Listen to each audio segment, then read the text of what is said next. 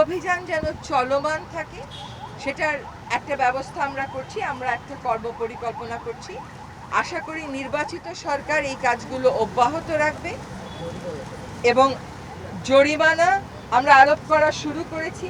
প্রথম দিকে আমরা একটু নমনীয় হলেও আশা করি পুলিশ পরবর্তীতে আরো কঠোর অবস্থানে যাবে। একটা ইতিবাচক অভিজ্ঞতা দিয়ে বক্তব্য শেষ করছি।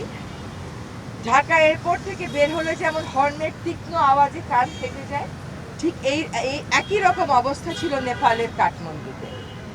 2024 সালের সেপ্টেম্বরে আমি নেপালের কাঠমান্ডুতে গেছিলাম।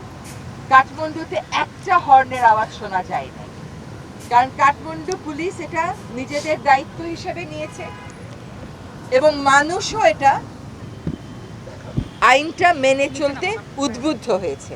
তো সমাজ এগিয়ে আসুক, ছাত্র সমাজ এগিয়ে আসুক, চালকেরা যারা আছেন তারা এগিয়ে আসুক, পরিবেশ অধিদপ্তর আর পুলিশ একই সাথে কাজ করে মানুষকে উদ্বুদ্ধ করুক, জরিমানা করুক।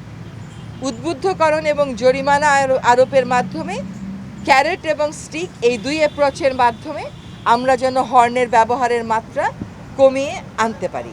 যত আপনারা বন্ধ করবেন, যত আপনারা প্রচার করবেন, তত আমরা তাড়াতাড়ি সফল হব। সাদা পাথর উত্তোলন বন্ধ হয়েছে না, কারণ একটা সামাজিক আন্দোলন হয়েছিল। আমরা আমাদের মতো চেষ্টা করেছি, কিন্তু একটা সামাজিক আন্দোলন হয়েছিল।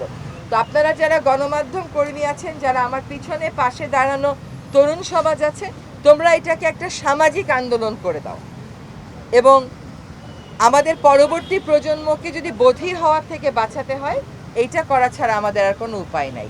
যেই শহরে, যেই দেশে 65% ট্রাক চালক, বাস চালক কানে কম শোনে, সেইখানে বুঝতে হবে যে এটা কতদিনের অভ্যাস এবং এইটা যাতে আমরা যত দ্রুত সম্ভব এই অভ্যাসে পরিবর্তন আনতে পারি, সেটার জন্য পরিবেশ অধিদপ্তর এবং বাংলাদেশ পুলিশ একসাথে কাজ করবে।